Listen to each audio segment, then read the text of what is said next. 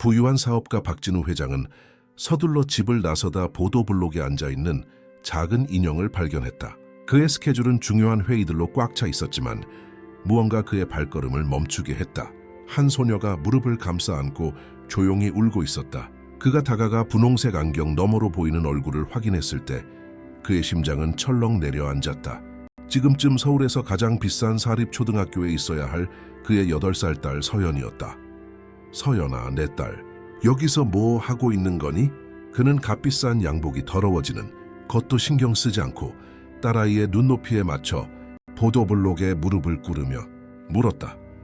소녀는 펑펑 운 탓에 빨개진 작은 얼굴을 들고 그가 평생 잊지 못할 표정으로 아빠를 바라보았다.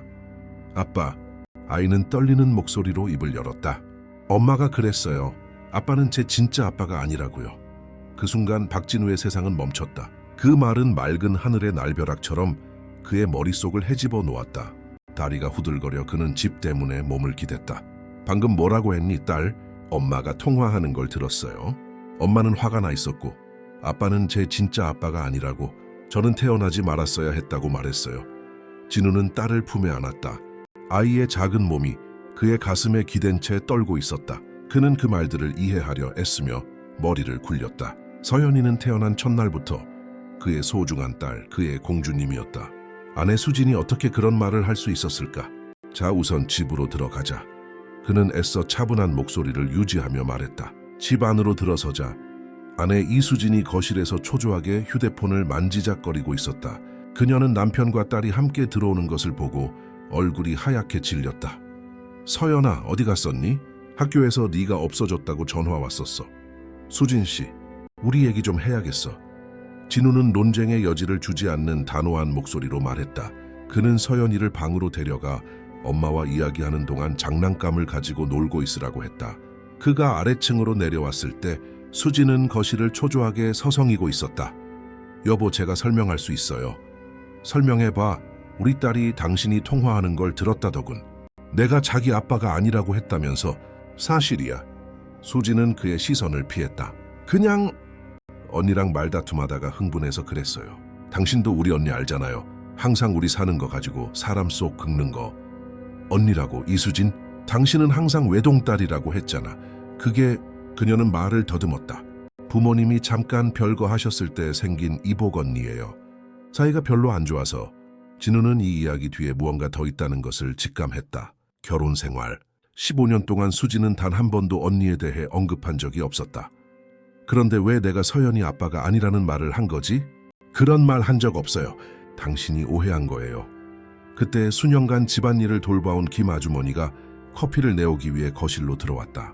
진우는 그녀를 잘 알았고 그녀의 불편한 눈빛을 놓치지 않았다. 아주머니, 그가 불렀다. 오늘 여기서 무슨 대화 소리 들으신 거 있습니까? 아주머니는 수진을 힐끗 보며 망설였다. 괜찮으니 말씀해 보세요. 진우가 재촉했다. 네, 들었습니다, 사장님. 사모님께서 전화로 몹시 흥분해서 말씀하고 계셨어요. 사장님께서 아가씨의 진짜 아버지가 아니며 차라리 그 편이 낫다고 말씀하시는 걸 똑똑히 들었습니다. 수진의 얼굴이 새빨개졌다. 아주머니, 전체 맥락을 모르시잖아요. 무슨 맥락, 이수진? 진우는 인내심을 잃어가고 있었다. 도대체 무슨 맥락이? 당신이 내 딸의 아버지가 내가 아니라고 말하는 걸 정당화시켜주지? 시청자 여러분, 이야기가 마음에 드신다면 좋아요를 눌러주시고 무엇보다 채널을 구독해주세요. 이제 막 시작하는 저희에게 정말 큰 힘이 됩니다. 이야기를 계속하겠습니다. 뒤은 침묵은 무겁게 가라앉았다. 진우는 마치 아내를 처음 보는 사람처럼 쳐다보았다. 수진은 항상 자기 가족에 대해 말을 아꼈지만 이제 그는 모든 것을 의심하기 시작했다. 내일 서연이는 내가 학교에 데리러 갈 거야. 그리고 우리 셋 제대로 이야기해야겠어. 진우가 마침내 말했다. 여보, 제발. 너무 예민하게 구는 거예요. 예민하다고? 우리 딸이 당신이 내가 자기 아빠가 아니라고 말하는 걸 듣고 학교에서 울면서 도망쳤어. 그날 밤 진우는 거의 잠을 이루지 못했다. 그는 서연이가 잠든 모습을 지켜보았다. 아이는 밝은 금발에 파란 눈을 가지고 있었다. 그와 수진의 집안에는 없는 특징이었다. 그는 항상 먼 친척을 닮았겠거니 생각했지만 이제 그 차이점들이 그의 마음을 무겁게 짓눌렀다. 이어 다음 날 진우는 모든 회의를 취소했다. 서연이를 데리러 학교에 도착했을 때 교장 선생님이 그와 면담을 요청했다. 아버님, 어제 서연이가 수업 중에 교실에서 뛰쳐나갔습니다. 그 전에 몇몇 아이들이 서연이가 아버님을 닮지 않았다고 말했다고 합니다. 어떻게 그런 말을? 아이들이 때로는 잔인할 때가 있지요. 아버님과 너무 다르게 생겼다. 혹시 입양된 게 아니냐는 식으로 말했다고 합니다. 서연이가 그 말에 큰 충격을 받고 뛰쳐나갔습니다. 진우는 피가 차갑게 식는 것을 느꼈다. 아이들은 모두가 볼 수 있지만 감히 말하지 못했던 것을 입에 담았을 뿐이었다. 집에 돌아온 서연이는 평소보다 말이 없었다. 저녁 식사 동안 아이는 그의 얼굴과 수진의 얼굴을 번갈아 쳐다보며 마치 답을 찾으려는 듯했다. 아빠, 아이가 조용히 말했다. 나는 왜 아빠랑 엄마를 안 닮았어요? 진우와 수진은 긴장된 시선을 교환했다. 딸, 너는 지금 모습 그대로 아름다워. 자식이 항상 부모를 닮는 건 아니란다. 진우가 대답했지만 그의 목소리조차 불안하게 들린다는 것을 스스로 느꼈다. 하지만 우리 반 민준이는 아빠랑 눈이 똑같고 예은이는 엄마랑 머리카락 색깔이 똑같아요. 나는 아빠랑 엄마랑 똑같은 게 하나도 없어요. 수진이 갑자기 자리에서 일어섰다. 서연아, 가서 이 닦아. 잘 시간이야. 딸이 자리를 뜨자 진우는 아내를 뚫어지게 쳐다보았다. 수진, 나 친자 확인 검사하겠어. 뭐라고요, 여보? 미쳤어요? 안 미쳤어. 이 의심을 한 번에 끝내고 싶어. 서연이가 내 딸이라면 검사가 증명해 주겠지. 만약 아니라면요. 8년 동안 키운 딸을 버리기라도 하겠다는 거예요? 난 그냥 진실을 원할 뿐이야. 진실은 당신이 지금 말도 안 되는 고집을 부리고 있다는 거예요. 그런 검사 절대 허락 못해요. 수진의 완강한 거부는 진우의 의심을 더욱 키울 뿐이었다. 그 후 며칠 동안 그는 이전에는 무심코 지나쳤던 것들을 산객타기 시작했다. 수진은 항상 임신 기간에 대해 이야기하기를 꺼렸고 입덧이 너무 심해서 그 시절을 말하고 싶지 않다고 주장했다. 그는 항상 출장 중이었기 때문에 그녀의 병원 진료에 한 번도 동행한 적이 없었다. 일주일 후 진우는 정기검진을 위해 수년간 가족 주치의였던 김 박사의 병원을 찾았다. 진료 중에 그는 그 문제를 꺼내기로 결심했다. 박사님, 제 아내 수진 씨의 임신을 담당하셨었죠? 물론입니다. 왜 그러십니까? 혹시 무슨 문제라도 있었습니까? 아내는 항상 그 시절에 대해 이야기하기를 꺼려해서요. 김 박사는 잠시 망설였다. 박 회장님, 의사가 남편에게 조차 비밀로 해야 할 것들이 있습니다. 어떤 것들 말입니까? 사모님께서 유전학에 대해 특별히 몇 차례 상담을 받으셨습니다. 유전적 특징에 대해 이해하고 싶어 하셨죠. 유전학이요? 하지만 왜요? 그건 사모님께 직접 여쭤보셔야 할 겁니다. 진우는 더욱 혼란스러운 마음으로 병원을 나섰다. 수진이 왜 유전학 상담을 받았을까? 임신 중에 무슨 걱정이 있었던 걸까? 그날 오후 집에 도착했을 때 그는 김 아주머니가 찬장을 정리하는 것을 발견했다. 아주머니, 뭐 하나 여쭤볼 게 있습니다. 여기서 일하신 지 얼마나 되셨죠? 서연 아가씨 태어나기 전부터요. 한 10년 됐습니다, 사장님. 혹시 사모님 임신 기간 중에 이상한 점은 없었습니까? 김 아주머니는 하던 일을 멈추고 주위를 둘러보며 아무도 없는지 확인하는 듯했다. 혹시 저 이전에 일했던 최 아주머니 기억나십니까? 기억나지. 수진 씨가 만삭일 때 갑자기 해고됐잖아. 왜 그랬는지 이해가 안 됐어. 불쌍하게도 수년을 일했는데. 지금 그분 어디 계신지 아십니까? 네, 압니다. 이 근처 마포에서 일하고 계세요. 왜 그러십니까? 진우는 김 아주머니가 알려준 주소를 받아 적었다. 다음 날 그는 초의 아주머니를 찾아 나섰다. 그는 그녀가 소박한 집 앞에서 보도블록을 쓸고 있는 것을 발견했다. 초의 아주머니, 저 박진우입니다. 예전에 저희 집에서 일하셨죠. 60대쯤 되어 보이는 여인은 놀라움과 약간의 불편함이 섞인 눈으로 그를 쳐다보았다. 사장님, 아가씨는 잘 있습니까? 잘 있습니다. 아주머니께서 저희 집에서 일하시던 시절에 대해 몇 가지 여쭤봐도 될까요? 초의 아주머니는 초조하게 주위를 둘러보았다. 사장님, 저는 문제에 휘말리고 싶지 않습니다. 아무 문제 없을 겁니다. 그냥 몇 가지 알고 싶어서요. 사모님에 대한 것이지요? 진우는 고개를 끄덕였다. 저는 많은 것을 봤습니다, 사장님.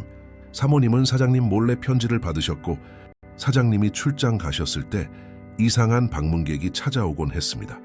어떤 방문객 말입니까? 사모님과 아주 똑같이 생긴 여자였습니다.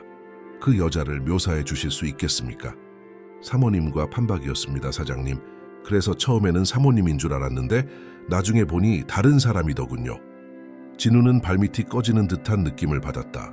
수진에게는 언니가 있었고 비밀스러운 방문객을 맞이했다. 왜 이 모든 것이 비밀이었을까?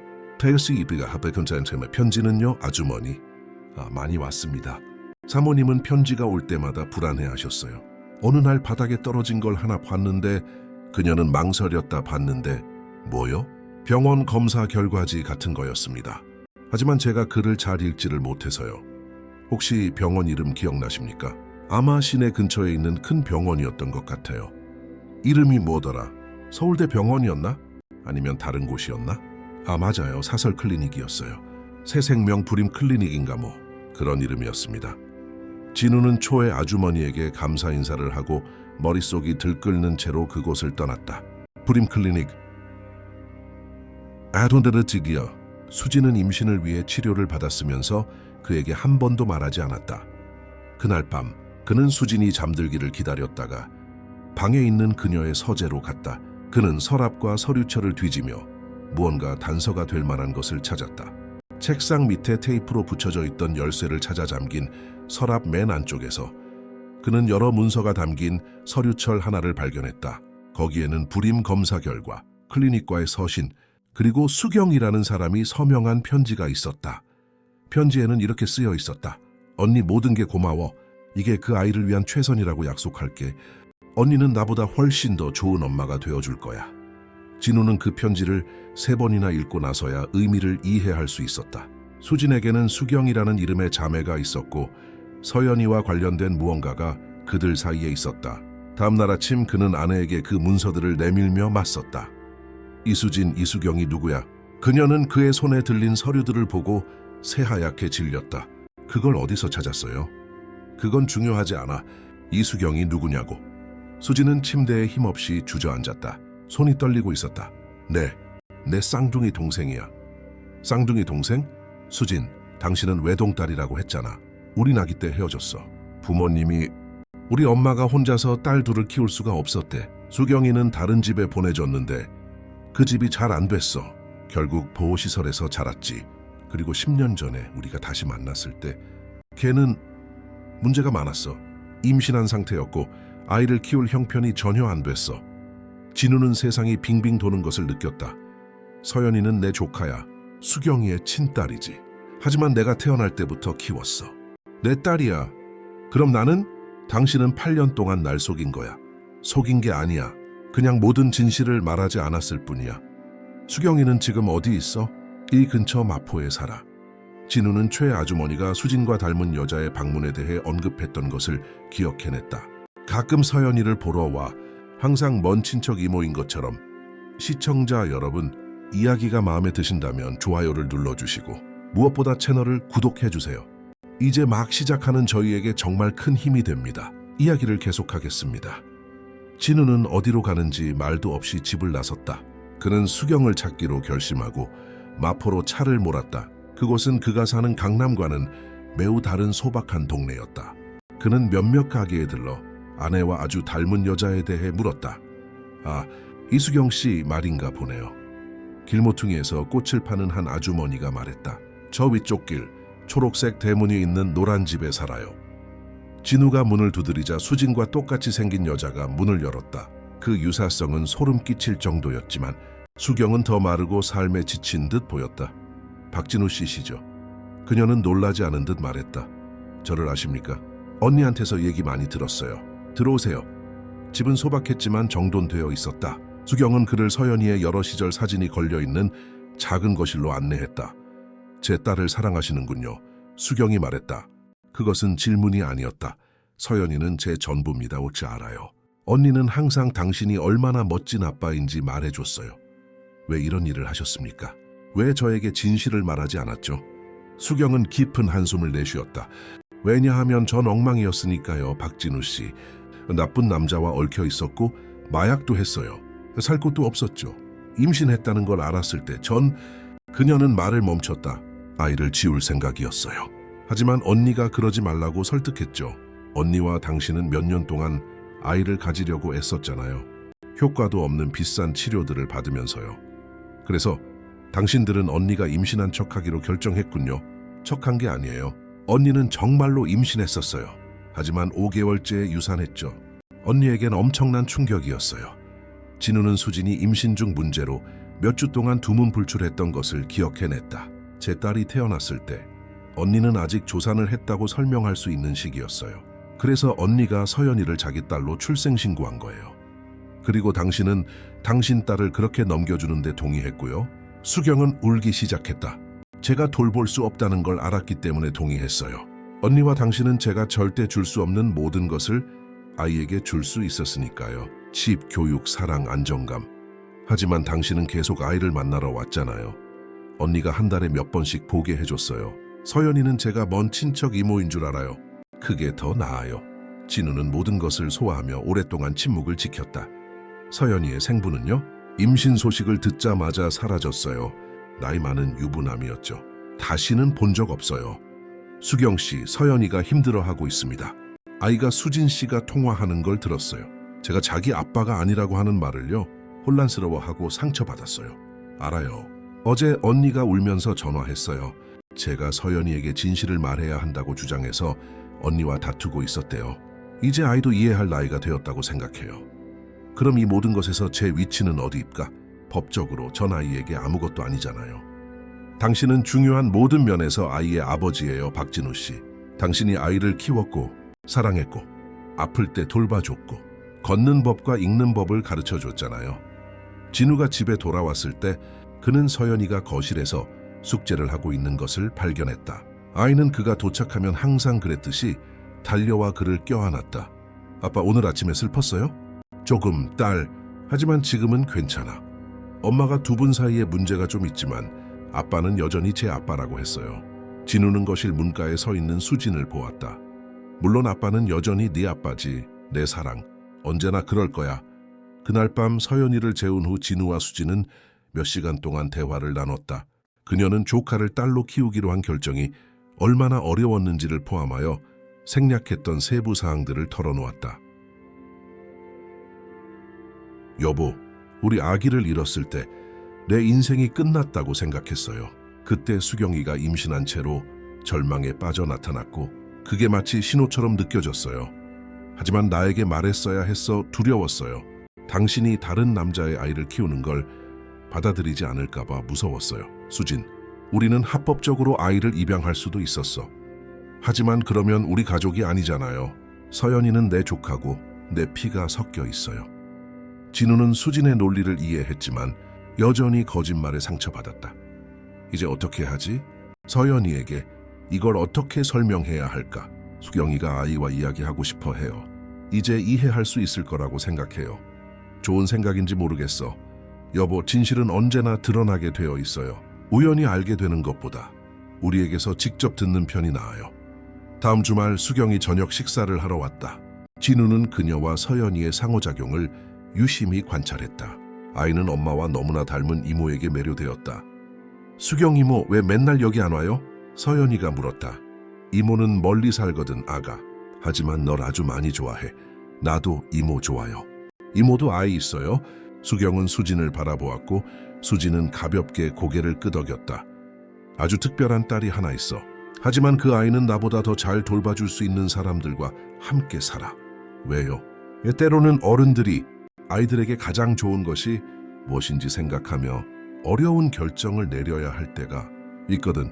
서연이는 그 설명을 받아들이는 듯 했지만 진우는 아이가 그날 밤 내내 생각에 잠겨 있는 것을 알아차렸다. 그 다음 주 서연이는 더 직접적인 질문을 하기 시작했다. 엄마, 나는 왜 엄마 아빠랑 이렇게 다르게 생겼어요? 딸, 우리 그 얘기 했었잖아. 하지만 수경 이모는 나랑 많이 닮았어요. 엄마 아빠보다 더요. 수지는 진우를 바라보았고 그는 고개를 끄덕였다. 진실을 말할 시간이었다. 서연아, 이리 와서 우리랑 같이 앉자. 아주 중요한 이야기를 해줘야겠구나. 아이는 소파에서 두 사람 사이에 자리를 잡았다. 수경 이모는 엄마의 쌍둥이 동생이란다. 우린 아기 때 헤어졌다가 네가 태어날 무렵에야 다시 만났어. 쌍둥이 동생이요? 그래서 두 분이 똑같이 생겼구나. 마야야. 그리고 네가 태어났을 때 수경 이모는 너를 돌볼 형편이 안 됐어. 그래서 엄마에게 너를 딸처럼 키워달라고 부탁했단다. 서연이는 잠시 침묵했다. 그럼 수경 이모가 제 진짜 엄마예요. 생물학적인 엄마지. 하지만 널 아기 때부터 키운 사람은 엄마야. 두 가지 다 사실이란다. 아빠는요? 진우는 딸의 손을 잡았다. 나는 태어난 첫날부터 널 키웠어. 세상 무엇보다 널 사랑해. 모든 면에서 나는 네 아빠야. 하지만 피를 나눈 아빠는 아니란다. 딸 사랑은 피와 상관없어. 보살핌, 애정, 곁에 있어주는 것과 관련이 있단다. 서연이는 며칠 동안 그 정보를 소화했다. 때로는 질문을 했고 때로는 조용했다. 진우와 수지는 그녀의 시간을 존중했다. 일주일 후 서연이는 수경을 만나러 가고 싶다고 했다. 제 생물학적 엄마가 사는 곳을 보고 싶어요. 모두 함께 마포에 있는 집으로 갔다. 수경은 서연이를 따뜻하게 맞이하며 그녀가 아기였을 때의 사진들을 보여주었다. 제가 아기였을 때도 저를 보러 왔어요? 서연이가 물었다. 응, 보러 갔었지. 넌 아주 똑똑한 아기였어. 왜 저랑 같이 있지 않았어요? 수경은 아이의 눈높이에 맞춰 무릎을 꿇었다. 왜냐하면 이모는 문제가 아주 많았거든, 서연아. 나 자신조차 돌볼 수 없었어. 내 엄마 수진이와 아빠 진우는 너에게 훨씬 더 좋은 삶을 줄 수 있었단다. 그것 때문에 슬퍼요? 가끔은 슬퍼, 응. 하지만 네가 널 아주 많이 사랑하는 가족 안에서 자라는 걸 보면 행복하기도 해. 엄마 수경이라고 불러도 돼요? 수경은 울기 시작했다. 네가 원한다면 그래도 돼. 그리고 엄마 수진이도 계속 엄마라고 불러도 돼요? 에우, 물론이지. 넌 널 사랑하는 두 명의 엄마가 있는 거야. 집으로 돌아오는 길에 서연이는 생각에 잠겨 있었다. 아빠, 저는 운이 좋은 걸까요? 나쁜 걸까요? 무슨 말이니, 딸? 저는 엄마가 두 명이에요. 이게 좋은 거예요? 나쁜 거예요? 그래서 우리도 네오는 어떻게 생각하니? 좋은 것 같아요. 저를 좋아해 줄 사람이 더 많아졌으니까요. 진우는 엄청난 안도감을 느끼며 미소 지었다. 그 후 몇 달 동안 수경은 서연이의 삶에 더 자주 등장하게 되었다. 일요일에 점심을 먹으러 오고 학교 발표회 같은 중요한 행사에 참여했다. 하지만 법적인 상황은 여전히 진우를 불안하게 했다. 공식적으로 그는 서연이에 대해 아무런 권리가 없었다. 만약 수진에게 무슨 일이 생긴다면 수경이 아이의 양육권을 가져갈 수 있었다. 그는 가사 전문 변호사를 찾아가기로 결심했다. 박 회장님, 서연 양을 공식적으로 입양하실 수 있습니다. 하지만 그러려면 생모인 수경 씨가 친권을 포기해야 합니다. 만약 그분이 원하지 않는다면요?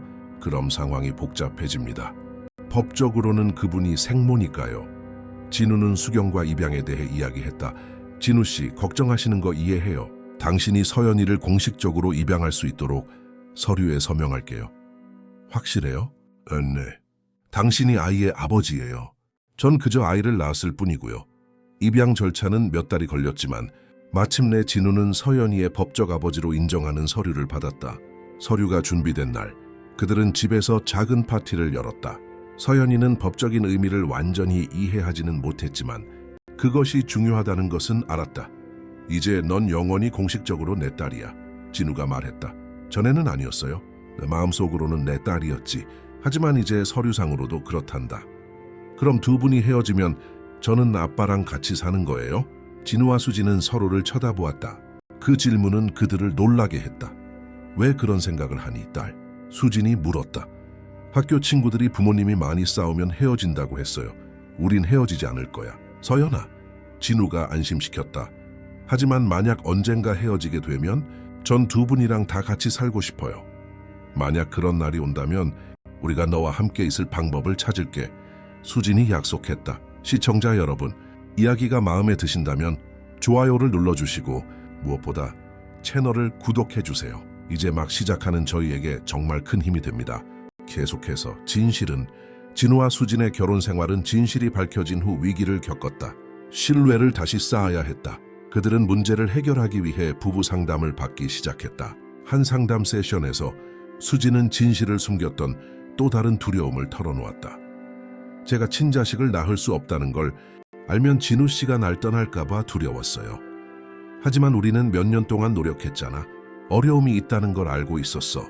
하지만 문제가 확실히 제게 있다는 걸 인정하는 건 다른 문제였어요. 수진, 나는 당신을 사랑해. 친자식은 우리 결혼의 조건이 아니었어. 난 상담은 그들이 이 어려운 상황이 독특하고 특별한 가족을 만들었다는 것을 이해하는 데 도움이 되었다. 서연이는 새로운 가족 구성에 잘 적응했다. 학교에서 가족에 대해 물으면 그녀는 자신을 키워준 엄마, 낳아준 엄마, 그리고 선택해준 아빠가 있다고 말했다. 수경 또한 자신의 삶을 재건하기 시작했다.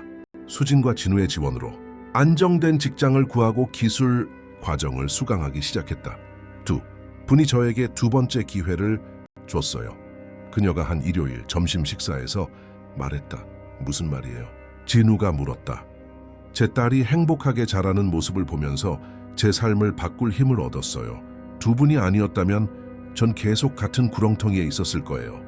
당신 스스로 바꾼 거예요. 수경 씨, 수진이 말했다.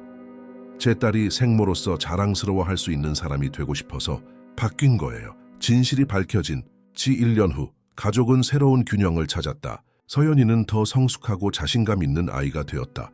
진우와 수진은 정직과 용서를 통해 결혼 생활을 더욱 공고히 했다. 수경은 다정하고 늘 곁에 있는 이모가 되었지만 그 경계를 존중했다. 하지만 여전히 진우를 괴롭히는 한 가지 문제가 있었다. 서연이의 생부는 누구일까? 수경과 단둘이 대화할 때 그는 그 주제를 꺼냈다. 수경 씨, 서연이가 자기 생부를 만나야 한다고 생각하지 않아요? 아니요, 진우 씨. 그 남자는 제 딸을 만날 자격이 없어요. 하지만 아이가 언젠가 그를 만나고 싶어 할 수도 있잖아요. 아이가 원한다면 성인이 되었을 때 누구인지 말해줄 거예요. 하지만 그전에는 안 돼요. 유부남이라고 했었죠. 네. 그리고 임신 소식을 듣고는 문제를 해결하라고 돈을 주더군요. 이해해요. 진우 씨, 당신이 서연이에게 필요한 유일한 아버지예요. 그 남자는 그저 유전자 제공자일 뿐이에요. 진우는 그 대답에 만족했다. 그는 생부에 대해 병적인 호기심이 없었다. 단지 그가 미래의 문제가 될지를 알고 싶었을 뿐이다. 서연이의 9번째 생일날, 진우는 감동적인 연설을 했다. 내 딸, 너는 나에게 가족이란 단지 피로만 이루어지는 것이 아니라는 것을 가르쳐 주었어. 가족은 선택, 사랑, 그리고 헌신에 관한 것이야. 나는 매일 너의 아빠가 되기로 선택한단다. 서연이는 그를 꼭 껴안았다. 저도 아빠의 딸이 되기로 선택했어요. 파티는 완벽했다. 수경도 그곳에 있었고 자연스럽게 가족의 일원으로 녹아들었다. 처음에는 상황에 혼란스러워했던 진우의 부모님도 이제는 손녀를 몹시 아끼며 수경을 따뜻하게 대했다. 정말 특별한 가족을 이루셨네요. 서연이의 적응을 돕던 아동 심리 상담사가 말했다. 왜 그렇게 생각하십니까? 진우가 물었다. 복잡한 상황을 순수한 사랑의 증거로 바꾸셨기 때문입니다. 몇 달 후 진우와 수진은 유언장을 통해 모든 것을 공식화하기로 결정했다. 무슨 일이 일어나든 서연이가 보호받고 수경이 가족의 일원으로서 권리를 갖도록 보장하고 싶었다. 진우 씨, 뭐 하나 물어봐도 돼요? 수경이 변호사와의 회의 중에 말했다. 물론이죠. 이런 상황을 만든 저를 한 번도 원망한 적 없으세요? 진우는 잠시 생각했다. 레트로티 때 처음에는 그랬어요. 거짓말은 안 할게요. 하지만 나중에는 당신이 딸을 위해 최선이라고 생각하는 일을 했다는 걸 이해했어요. 아버지로서 저는 그걸 존중합니다. 저를 아이의 인생에서 밀어내지 않아줘서 고마워요. 그 말, 수경 씨, 당신은 이제 우리 가족의 일부예요. 다른 모습은 상상할 수 없어요. 진실이 밝혀진 후 2년이 흘렀다. 이제 10살이 된 서연이는 자신감 있고 잘 적응하는 소녀였다. 그녀는 자신의 다른 가족에 대해 솔직하게 이야기했고 심지어 복잡한 가족 상황을 겪는 다른 학교, 친구들을 돕기도 했다. 선생님이 학교 프로젝트로 우리 가족에 대해 글을 써보라고 하셨어요. 그녀가 저녁 식사 중에 말했다. 그래서 뭐라고 쓸 거니? 수진이 물었다. 가족은 같은 피를 가진 사람만이 아니라고 쓸 거예요. 서로 사랑하고 돌봐주는 사람이 가족이라고요. 진우는 자랑스럽게 미소 지었다. 또 뭐라고 쓸 거니? 저는 제 인생에 사랑이 아주 많아서 정말 운이 좋은 아이라고 쓸 거예요. 어느 날 밤 진우는 서연이가 휴대폰으로 오래된 사진을 보고 있는 것을 발견했다. 뭘 보고 있니, 딸? 알아두어 제가 아기였을 때 사진요. 수경 이모한테 제가 모르는 사진들이 몇 장 있더라고요. 그 사진들을 보니 어떠니? 제가 얼마나 작았는지 웃겨요. 그리고 수경 이모가 저를 안고 있는 모습을 보는 게 좋아요. 왜? 비록 저를 두 분에게 맡겼지만 이모는 저를 사랑했으니까요. 얼굴에 다 쓰여 있어요. 진우는 딸의 성숙함에 감동했다. 내 말이 맞아, 딸. 이모는 널 너무나 사랑해서 아주 큰 희생을 한 거란다. 아빠, 제가 커서 아이를 낳으면 그 아이들에게 사랑이란 바로 이런 거라고 설명해 줄 거예요. 그 사람을 위해 가장 좋은 일을 하는 것, 비록 그것이 어렵더라도요. 그 순간 진우는 지난 몇 년간의 고통과 혼란이 그만한 가치가 있었다는 것을 깨달았다. 서연이는 자신의 경험을 통해 진정한 사랑에 대해 배우고 있었다. 진우와 수진의 결혼 15주년이자 진실이 밝혀진 지 3년이 되던 해 그들은 결혼 서약을 갱신했다. 수경은 수진의 들러리를 섰고 서연이가 반지를 들었다. 신랑 박진우 씨는 신부 이수진 씨를 아내로 맞이하고 복잡하지만 사랑이 넘치는 우리 가족을 받아들이겠습니까? 주리에사가 물었다. 네, 받아들입니다. 그리고 우리 가족을 다른 어떤 가족과도 바꾸지 않겠습니다. 신부 이수진 씨는 신랑 박진우 씨를 남편으로 맞이하고 어려울 때라도 항상 진실을 말할 것을 약속합니까? 됐으니 받아들입니다. 그리고 우리 가족이 항상 정직에 기반할 것을 약속합니다. 그들이 키스하자 서연이가 소리쳤다. 우리 정신없는 가족 만세. 모두가 웃었다. 그 가족은 분명 평범함과는 거리가 멀었지만 사랑과 이해로 가득 차 있었다. 몇 달 후 수경은 두 아이가 있는 사별한 남자 준호를 만났다. 진우와 수진은 그녀가 자신의 가족을 꾸려나가는 것을 보고 기뻐했다. 준호 씨랑 아이들을 서연이에게 소개해도 될까? 수경이 물었다. 물론이지. 수진이 말했다. 하지만 천천히 해. 아이가 그 생각에 익숙해질 시간을 주어. 서연이가 준호와 그의 두 아이를 만났을 때 그녀는 의붓 사촌이 생길 가능성에 신이 났다. 수경 이모, 그럼 우리 가족이 더 커지는 거예요. 잘 되면 그럴 수도 있지. 잘 됐다. 저는 대가족이 좋아요. 진우는 감탄하며 모든 것을 지켜보았다.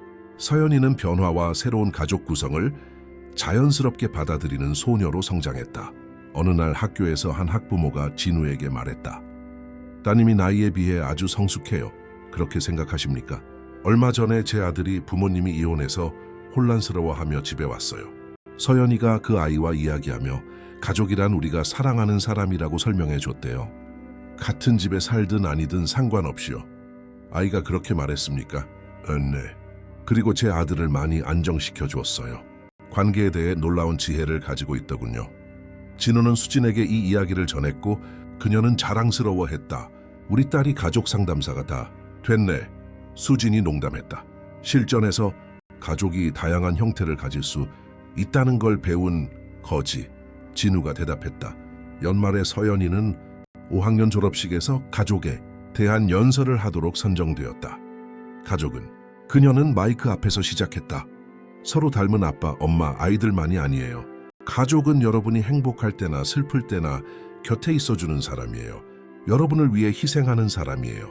매일 여러분을 선택하는 사람이에요. 진우와 수진은 관객석에서 감동에 젖어 있었다. 수경도 그곳에 있었고 자랑스러움에 눈물을 흘렸다. 저는 다른 가족을 가지고 있어요. 서연이는 계속했다. 저를 키워준 엄마, 저를 낳아준 엄마, 그리고 저를 선택해준 아빠가 있어요. 그리고 그분들 모두 저를 아주 많이 사랑해요. 관객들은 기립박수를 보냈다. 제가 배운 것은 여러분의 가족이 어떻게 구성되었는지는 중요하지 않다는 거예요. 중요한 것은 여러분 사이에 존재하는 사랑입니다. 무대에서 내려온 서연이는 세 사람을 껴안기 위해 달려갔다. 제 연설 어땠어요? 우린 정말 좋았어, 딸. 진우가 말했다. 정말 잘했어, 엘카. 맞아. 수경도 동의했다. 넌 정말 지혜로워. 두 분께 배웠어요. 서연이는 간단하게 대답했다. 그날 밤 진우는 지난 3년을 되돌아보았다. 발견은 고통스러웠지만 최종 결과는 더 강하고 정직한 가족이었다. 수진, 그가 잠들기 전에 말했다. 고마워. 고맙다고? 왜? 내 딸의 서연이를 키워줘서, 수경이에게 기회를 줘서, 이 독특한 가족을 만들어줘서. 여보, 내가 더 고마워요.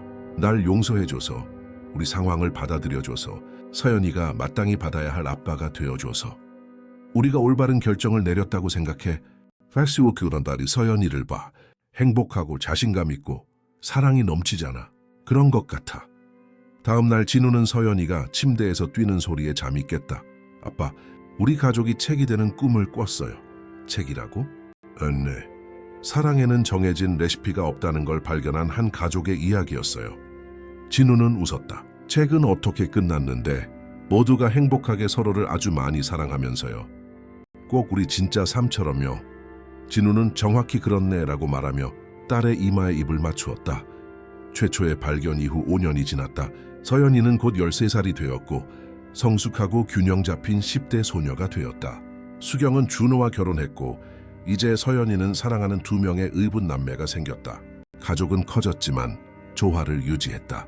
45세의 진우는 자신의 삶이 어떻게 변했는지 되돌아보았다. 사업은 잘 되었지만 그는 가족과의 순간에 더 많은 가치를 두는 법을 배웠다. 수지는 미혼모를 돕는 자원봉사 활동에 헌신하며 그들이 지원과 자원을 찾도록 도왔다. 이게 제 보답 방식이에요. 그녀는 설명했다. 수경이가 저에게 모성애적 희생의 가치를 가르쳐줬어요.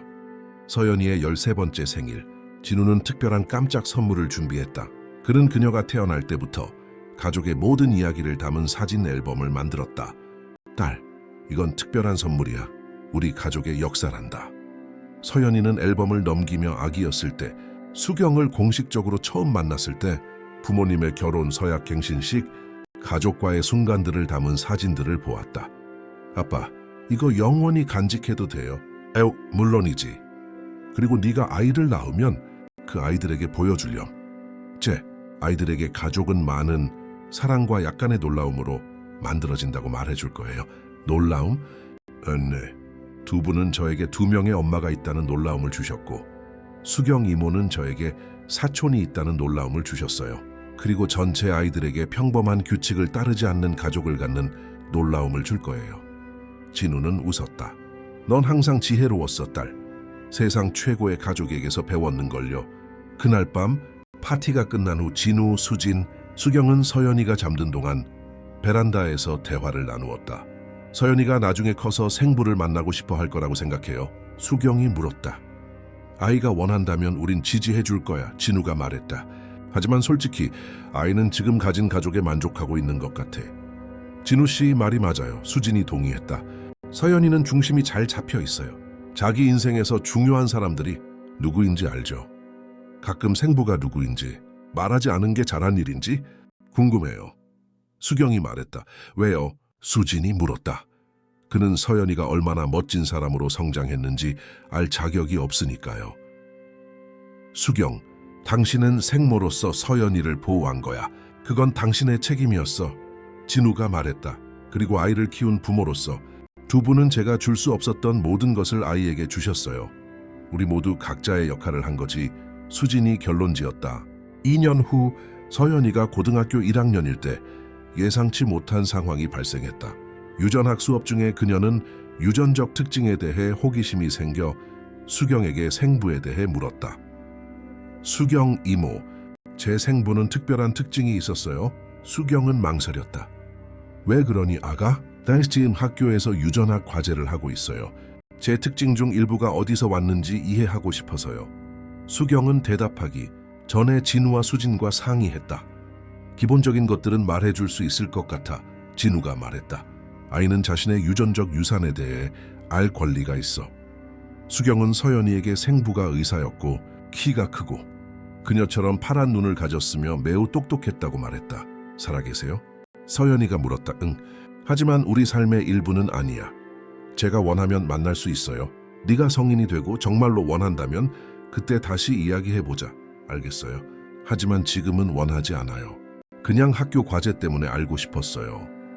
진우는 서연이가 생부에 대해 강박적인 호기심을 갖지 않는 것을 보고 안도했다. 고등학교 졸업 후 서연이는 심리학과에 합격했다. 그녀는 자신의 경험에서 영감을 받아 복잡한 상황에 처한 가족들을 돕고 싶어 했다. 아빠, 제 가족사가 제가 각 가족이 독특하다는 것을 이해하도록 준비시켜준 것 같아요. 넌 훌륭한 심리학자가 될 거야. 진우는 자랑스럽게 말했다. 고등학교 졸업식에서 서연이는 졸업생 대표로 연설을 했다. 우리는 가족이란 아빠, 엄마 아이들이라고 배우며 자랐습니다. 하지만 삶은 저에게 가족이란 그것보다 훨씬 더 복잡하고 아름다운 것이라고 가르쳐 주었습니다.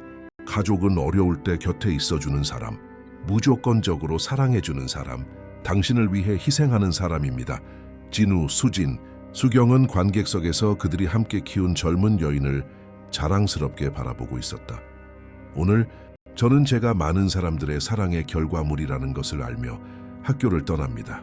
그리고 저는 이 지식을 다른 가족들이 자신만의 길을 찾는 데 도움을 주는 데 사용하고 싶습니다.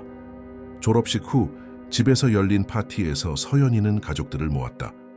이렇게 특별한 가족을 만들어주신 세 분께 감사드립니다. 여러분은 저에게 사랑에는 정해진 공식이 없으며 가족은 매일 만들어가는 것이고 진실은 때로 어렵더라도 항상 그럴 만한 가치가 있다는 것을 가르쳐 주셨습니다. 진우는 그녀를 껴안았다. 딸, 너는 우리 삶에 가장 예상치 못한 선물이었어. 그리고 두 분은 제 인생에서 가장 특별한 선물이었어요. 그녀가 대답했다. 울음을 참던 수경은 마침내 감정이 북받쳐 올랐다. 서연아, 네가 행복하게 자라는 걸 보는 게 내 인생의 가장 큰 기쁨이었어. 저를 가족의 일부로 받아들여 주셔서 감사해요. 수경 이모, 그리고 저에게 생명을 주셔서 세상 최고의 부모님을 선택해 주셔서 감사해요. 수진도 감동했다. 딸, 너는 내게 엄마가 된다는 것이 단지 출산에 관한 것이 아니라 사랑하고 돌보고 곁에 있어주는 것에 관한 것임을 가르쳐 주었어. 그리고 두 분은 저에게 가족이란 매일의 사랑의 선택으로 만들어진다는 것을 가르쳐 주셨어요. 서연이가 말했다. 그날 밤 모두가 떠난 후 진우는 베란다에 서서 별을 바라보았다. 수진이 그에게 다가왔다. 무슨 생각해요? 그녀가 물었다. 길가에서 울고 있는 서연이를 발견했던 그날 이후로 우리 삶이 어떻게 변했는지 생각하고 있었어. 더 좋게 변했죠. 완벽하게 변했어. 우리는 가족이란 진실과 사랑으로 만들어질 때 훨씬 더 아름답다는 것을 발견했지. 처음에 그 모든 고통에도 불구하고요. 특히 그 고통 때문에 그게 우리를 더 강하게 만들었어. 몇 달 후 서연이는 대학에 입학했다. 첫날 그녀는 개인적인 동기에 대한 에세이를 썼다. 저는 심리학자가 되고 싶습니다. 왜냐하면 저는 사랑의 옳고 그른 형태가 없다는 것을 가르쳐준 가족에서 자랐기 때문입니다. 저는 가족이 정직, 수용, 그리고 많은 사랑으로 만들어진다는 것을 배웠습니다. 저는 다른 사람들이 그들의 가족 관계가 비록 다르더라도 힘과 행복의 원천이 될 수 있다는 것을 발견하도록 돕고 싶습니다. 그녀가 진우에게 에세이를 보여주었을 때 그는 감동했다. 딸, 너는 그 지식으로 많은 삶을 변화시킬 거야. 그러길 바라요, 아빠. 그리고 모든 것은 우리 자신의 변화된 가족에서 시작되었죠. 세월이 흘렀다. 서연이는 심리학자로 졸업하여 가족 치료를 전문으로 했다. 진우는 계속해서 성공적인 사업가였지만 이제는 가족에게 더 많은 시간을 할애했다. 수지는 자원봉사 활동을 확장하여 취약계층의 어머니들을 지원하는 작은 NGO를 열었다. 수경과 준호는 함께 딸을 낳아 서연이에게 그녀가 사랑하는 이복 여동생을 안겨주었다. 서연이가 25세였던 어느 일요일 가족 점심 식사에서 그녀는 특별한 발표를 했다. 여러분, 새로운 소식이 있어요. 얀, 무슨 일이니 딸? 진우가 물었다. 저 연애해요. 정말? 수진이 흥분하며 말했다. 다 말해봐. 그 사람 이름은 지훈이고 소아과 의사예요. 그리고 제가 우리 가족 이야기를 했을 때 그가 뭐라고 했는지 아세요? 뭐라고나 모두가 궁금해하며 물었다. 그는 이렇게 놀라운 사람을 만들어낸 가족을 만나고 싶다고 했어요. 수경은 미소 지었다. 좋은 사람인 것 같네. 네, 맞아요. 그리고 제가 왜 확신하는지 아세요? 왜? 진우가 물었다. 제가 2명의 엄마와 저를 선택해준 아빠가 있다고 말했을 때 그는 이상하게 생각하지 않았어요. 그게 바로 제가 왜 그렇게 나눠줄 사랑이 많은지를 설명해준다고 했어요. 진우는 감동했다. 딸, 우린 그를 만나는 게 기대되는구나. 다음 주 일요일에 만나실 수 있어요. 점심 식사에 데려올게요. 그리고 우리 가족이 좀 유별나다는 건 알아? 수진이 농담했다문 알아요. 그리고 여러분을 만나는 걸 기대하고 있어요. 지훈이 가족을 만났을 때 그는 모두 사이의 조화에 깊은 인상을 받았다. 서연이한테서 이야기를 들었지만 직접 보니 훨씬 더 놀랍네요. 그가 진우에게 말했다. 왜요? 복잡한 상황을 순수한 사랑의 증거로 바꾼 가족을 보는 것은 드물기 때문입니다. 진우는 즉시 그 청년이 마음에 들었다. 지훈군, 우리 가족은 사랑이란 매일 만들어가는 것이라고 가르쳐주네. 자네가 그것에 준비되어 있기를 바라네. 네, 준비되어 있습니다, 아버님. 그리고 여러분이 저를 이 특별한 가족의 일원으로 받아들여 주시길 바랍니다. 이미 받아들였어요. 수경이 말했다. 우리 서연이를 사랑하는 사람은 누구든 환영이에요. 2년 후 지훈은 서연이에게 청혼했다. 청혼은 온 가족이 모인 일요일 점심 식사 중에 이루어졌다. 서연 씨, 당신의 가족은 저에게 진정한 사랑이란 매일의 선택으로 만들어진다는 것을 가르쳐 주었어요. 저는 제 남은 평생 동안 매일 당신을 사랑하기로 선택할게요. 저와 결혼해 주시겠어요? 서연이는 행복의 눈물을 흘리며 네라고 대답했다. 결혼식은 감동적이었다. 진우가 서연이를 데리고 재단으로 걸어갔지만 그는 수경이 그들과 함께하도록 중간에 멈췄다. 두 사람이 내게 인생 최대의 기쁨을 주었어. 함께 아이를 보내주는 것이 마땅하지. 수경, 수진, 그리고 진우는 서연이와 함께 재단까지 걸어갔다. 가족의 이야기를 아는 주례사는 식중에 그것을 언급하는 것을 잊지 않았다. 오늘 우리는 서연과 지훈의 결합뿐만 아니라 가족 사랑에 변화시키는 힘을 축하합니다. 이 가족은 우리에게 핏줄도 중요하지만 사랑의 유대는 영원하다는 것을 가르쳐 줍니다. 결혼 서약 중에 서연이는 말했다. 지훈 씨, 우리 가족은 저에게 진정한 사랑이 희생 매일의 선택, 그리고 무조건적인 수용으로 나타난다는 것을 가르쳐 주었어요. 제 남은 평생 동안 그렇게 당신을 사랑할 것을 약속해요. 지훈은 대답했다. 서연 씨, 당신의 가족은 저에게 진정으로 사랑하는 것이 무엇을 의미하는지 보여주었어요. 진우 아버님이 서연 씨에게 그랬던 것처럼 제가 당신에게 그런 동반자가 될 것을 약속해요. 매일 사랑하기를 선택하는 사람이요. 파티는 완벽했다. 연설 중에 진우는 모두를 감동시켰다. 27년 전 저는 보도블록에서 울고 있는 한 소녀를 발견했습니다. 그 순간 제 인생은 영원히 바뀌었습니다. 서연이는 저에게 아버지가 된다는 것이 DNA에 관한 것이 아니라 곁에 있어주고 무조건적으로 사랑하고 희생하는 것에 관한 것임을 가르쳐 주었습니다. 그는 수경을 바라보았다. 수경 씨, 당신의 딸을 우리에게 맡겨줘서 고마워요. 우리 가족의 일부가 되어줘서 고마워요. 그리고 나서 수진을 바라보았다.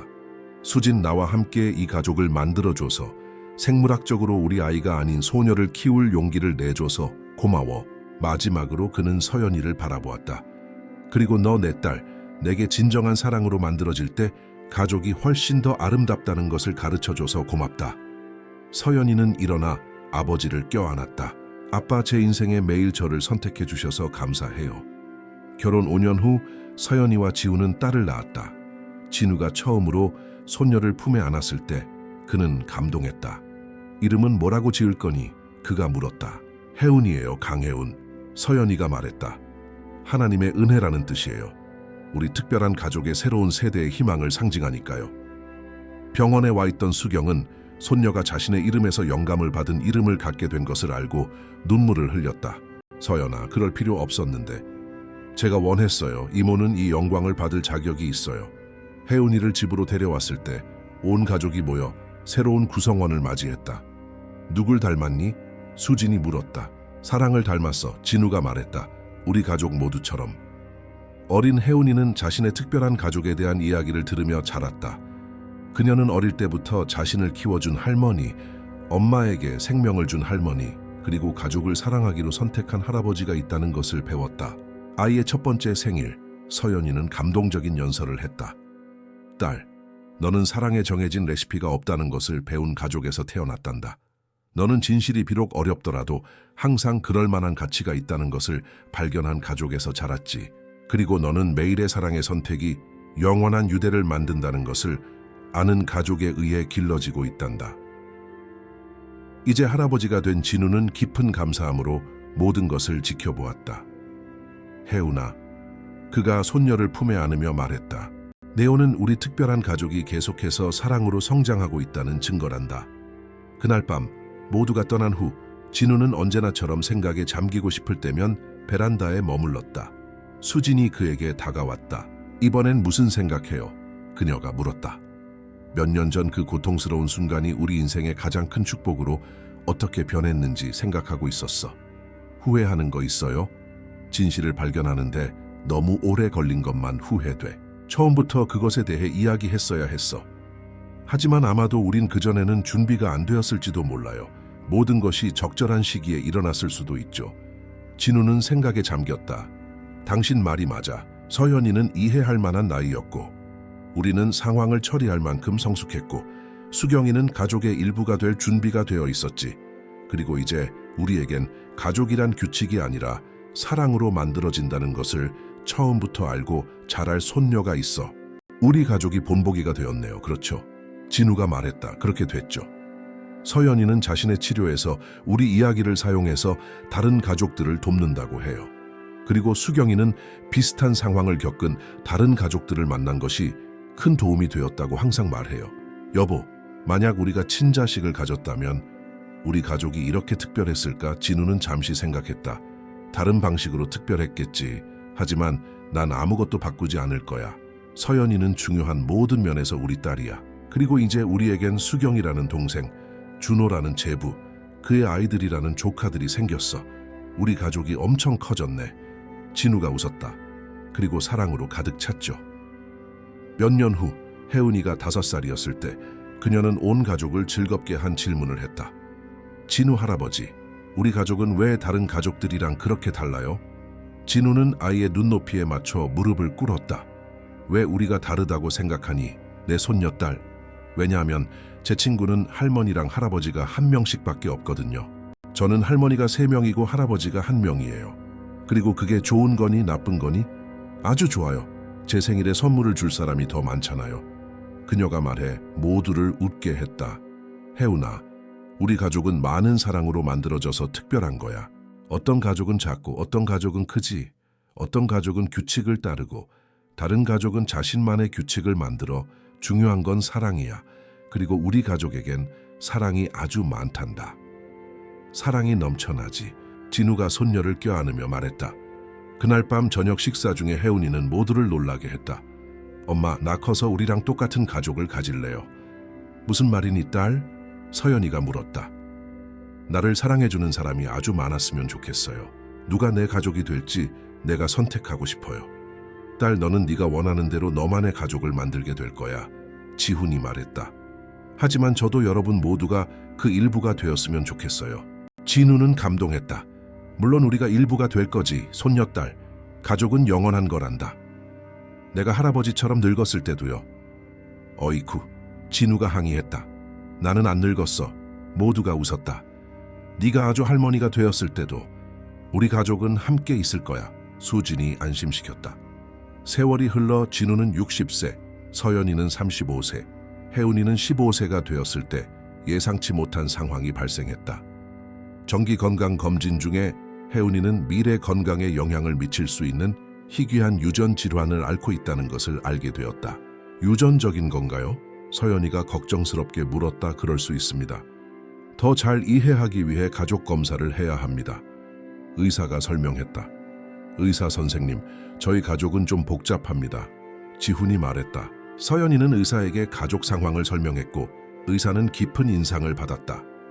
이해합니다. 환자분의 생모 검사도 필요하겠습니다. 수경은 필요한 모든 검사를 받겠다고 즉시 자원했다. 그 과정에서 그들은 그 질환이 부계 쪽에서 유래했다는 것을 발견했다. 몇 년 만에 처음으로 서연이의 생부와 연락해야 할 필요성이 생겼다. 수경 씨, 그 사람 찾을 수 있어요? 진우가 물었다. 찾을 수는 있어요. 어디서 일하는지 알아요. 하지만 그가 도와주려 할지는 모르겠네요. 시도해 봅시다. 서연이가 말했다. 혜은이의 건강을 위해서예요. 수경은 서연이의 생부인 윤태준 박사와 연락을 취했다. 그는 검사를 받는데 동의했지만 서연이와 이야기하고 싶다고 요청했다. 그를 만나고 싶니? 진우가 물었다. 네, 만나고 싶어요. 호기심 때문이 아니라 그가 제 딸의 건강에 대한 중요한 정보를 가지고 있을 수 있기 때문이에요. 만남은 중립적인 카페에서 이루어졌다. 진우는 서연이와 동행하겠다고 고집했다.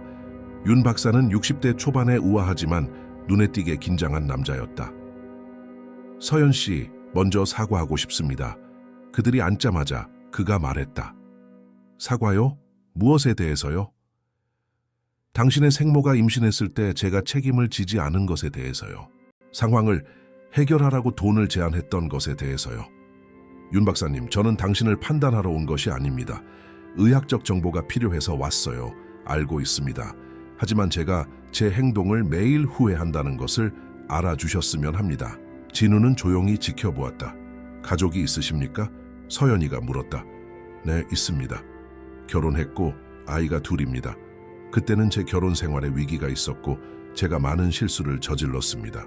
당신의 아이들은 저에 대해 압니까? 아니요. 아무에게도 말한 적 없습니다. 서연이는 고개를 끄덕였다. 윤 박사님, 저는 훌륭한 가족 안에서 자랐습니다. 아이가 원할 수 있는 모든 것을 가졌어요.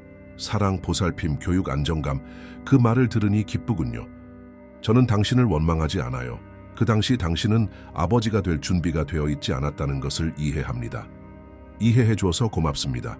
그리고 검사에 관해서는 필요한 모든 것을 하겠습니다. 검사 결과 윤 박사에게 동일한 유전 질환의 가족력이 있다는 것이 밝혀졌다. 이 정보로 의사들은 혜운이를 위한 예방 치료 계획을 세울 수 있었다.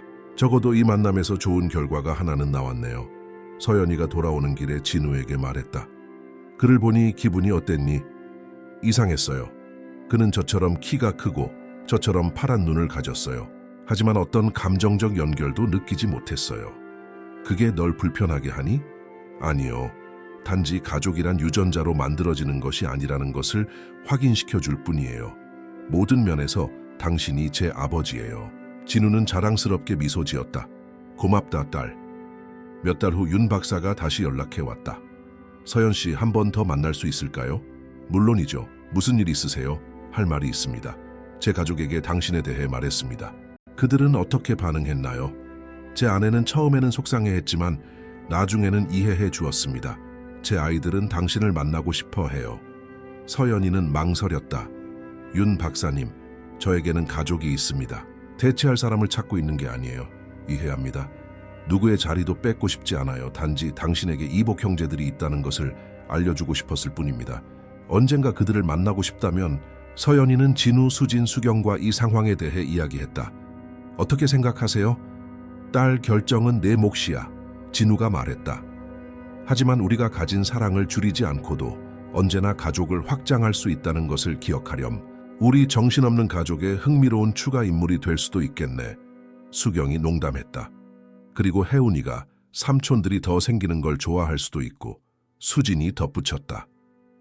서연이는 이복 형제들을 만나기로 결심했다. 그들은 피자 가게에서 편안한 만남을 가졌다. 30세의 지석과 28세의 지아는 아버지처럼 의사였다. 그들이 서연이를 만났을 때 그들은 신체적 유사성에 깊은 인상을 받았다. 우리랑 정말 닮아서 놀라워요. 지아가 말했다. 하지만 완전히 다른 가족에서 자랐군요. 지석이 말했다. 서연이는 자신의 가족 이야기를 들려주었고 그들은 매료되었다. 당신 가족은 정말 특별한 것 같아요. 지석이 말했다. 네, 그래요. 만나보실래요? 정말 좋죠. 지아가 대답했다. 두 가족의 첫 만남은 초현실적이었다. 윤 박사는 진우를 만났고 진우는 그를 정중하게 맞이했다. 박 회장님, 제 딸을 키워주셔서 감사합니다. 윤 박사가 말했다. 제가 더 감사합니다. 세상에서 가장 특별한 사람의 아버지가 될 기회를 주셨으니까요. 진우가 대답했다. 가족들 간의 교류는 자연스럽게 흘러갔다. 지석과 지아는 두 명의 삼촌이 더 생긴 혜운이에게 매료되었다. 우리 가족이 거대해지고 있네. 혜운이가 진우의 집에서 열린 바비큐 파티에서 말했다. 그리고 그게 좋은 거니? 진우가 물었다. 최고예요. 나랑 공놀이 할 사람이 더 많아졌잖아요. 진우는 웃었다. 소녀는 변화와 새로운 사람들을 받아들이는 용이함을 가족에게서 물려받았다. 1년 후 지석이 결혼했고 그는 모든 확장 가족을 결혼식에 초대했다. 윤 박사, 진우, 수진, 수경, 지훈 그리고 다른 모든 사람들이 같은 테이블에 앉아 있는 모습은 감동적이었다. 언젠가 이렇게 크고 다양한 가족을 갖게 될 줄은 상상도 못했습니다. 윤 박사가 진우에게 말했다. 삶은 우리에게 가족이 예상치 못한 형태를 띨 수 있다는 것을 가르쳐 주지요. 진우가 대답했다. 제가 서연이를 버린 것에 대해 화나지 않으십니까? 윤 박사님, 만약 당신이 아이를 버리지 않았다면 제가 아이를 키울 기회가 없었을 겁니다. 결국 모든 것은 그렇게 되어야만 했던 대로 일어난 겁니다. 결혼식 동안 서연이는 모두를 감동시킨 연설을 했다. 지석 오빠, 저에게 당신의 동생이 될 기회를 줘서 고마워요. 우리 가족은 저에게 사랑의 유대를 넓히는데 늦은 때란 없다는 것을 가르쳐 주었어요. 그녀는 확장 가족 구성원 모두가 있는 테이블을 바라보았다. 여기 계신 여러분을 보니 진정한 가족이란 우리가 매일 선택하는 가족이라는 것을 알겠습니다. 여러분 중 일부는 저에게 생명을 주셨고, 다른 분들은 저를 키워주셨고, 또 다른 분들은 저를 동생으로 선택해 주셨습니다. 여러분 모두는 저에게 사랑에는 한계가 없다는 것을 가르쳐 주셨습니다. 그날 밤 진우는 가족이 어떻게 진화했는지 되돌아보았다. 그것은 고통스러운 거짓말로 시작되었지만 복잡한 사랑과 수용의 네트워크로 변모했다. 수진, 그가 늘 그랬던 베란다에서 말했다. 우리 가족은 사랑이 공유될 때 배가 된다는 살아있는 증거가 되었어. 길가에서 울던 그 소녀가 이렇게 크고 특별한 가족의 중심이 될 줄 누가 알았겠어요? 수진이 대답했다. 그리고 우리가 거짓말 때문에 거의 모든 것을 잃을 뻔했다는 걸 생각하면, 하지만 진실은 우리를 자유롭게 하고 더 강하게 만들었지. 진우는 고개를 끄덕였다. 우리 이야기는 가족에 관한 책이 될 수도 있겠어. 아니면 영화. 수진이 웃었다. 해피엔딩으로. 진우가 덧붙였다. 최고의 엔딩이죠. 수진이 동의했다. 2년 후 지아도 결혼했고 가족은 다시 한번 축하하기 위해 모였다. 이제 18세가 된 혜운이는 모두를 놀라게 한 연설을 했다. 지아 고모, 저는 우리 가족이 사랑으로 확장되는 것을 보며 자랐어요. 여러분은 저에게 가족이란 닫힌 원이 아니라 언제나 커질 수 있는 원이라는 것을 가르쳐 주셨어요. 그녀는 온 가족을 바라보았다. 세상에서 가장 정신없고 가장 사랑스러운 가족을 만들어주신 여러분 각자에게 감사드립니다. 여러분은 저에게 다름이 우리를 더 강하게 만들고, 진실은 항상 그럴 만한 가치가 있으며 배가 된 사랑은 더욱 커진다는 것을 가르쳐 주셨습니다. 아이스 65세가 된 진우는 깊은 자부심으로 손녀를 바라보았다. 혜운아, 너는 우리 특별한 가족이 지혜와 사랑으로 계속 성장하고 있다는 증거란다. 그가 말했다. 할아버지, 뭐 하나 여쭤봐도 돼요? 물론이지, 손녀딸. 이 모든 이야기에서 후회하는 거 있으세요? 진우는 잠시 생각했다. 처음에 분노와 불신으로 시간을 낭비한 것만 후회돼. 진실을 더 빨리 받아들였어야 했어. 하지만 결국에는 해내셨잖아요. 혜운이가 말했다. 해냈지. 그리고 네가 그럴 만한 가치가 있었다는 증거야. 그날 밤 온 가족이 진우의 집에 모여 마지막 건배를 했다. 무엇을 위해 건배할까요? 지훈이 물었다. 세상에서 가장 있을 법하지 않고 가장 완벽한 가족을 위하여. 세어연이가 말했다. 자유롭게 하는 진실을 위하여. 수진이 덧붙였다. 이 배가 되는 사랑을 위하여. 수경이 말했다. 매일 사랑하기를 선택하는 것을 위하여. 진우가 말했다. 우리 정신없는 가족의 미래를 위하여. 혜운이가 마무리했다. 모두가 건배했다. 그리고 진우는 자신이 사랑하는 사람들로 가득 찬 테이블을 둘러보았다. 이야기의 끝입니다. 이제 여러분의 생각을 들려주세요. 사랑으로 만들어진 이 가족 이야기에 대해 어떻게 생각하셨나요? 진정한 가족이란 우리가 선택하는 가족이라고 생각하시나요? 댓글로 여러분의 의견을 남겨주세요. 여러분의 생각이 정말 궁금합니다. 그리고 이야기가 마음에 드셨다면 좋아요를 누르고 더 감동적인 이야기를 위해 채널을 구독하는 것을 잊지 마세요.